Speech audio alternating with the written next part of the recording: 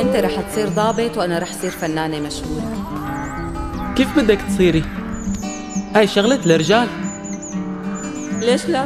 مين قال هالحكي؟ الرجال مانن احسن منك، وساعتها رح تفتخر فيني كتير. قصدي كيف بتشوفي فتى أحلامي؟ في صفة محددة؟ بدي بس حدا يفهمني ويقدر يسعدني ويسمح لي اعمل كل اللي بدي اياه. حياة هادية وبس. لوين يا حلوة؟ خليني اخدك مشوار على البلد. بظن انك مانك بوعيك بنوب. بس انت يا ترى سامعة حالك شو عم تحكي؟ يعني انت مو معقول قد ايه عاطي لحالك قيمة. انا ما بحكي مع الزاران، اتركني بحالي.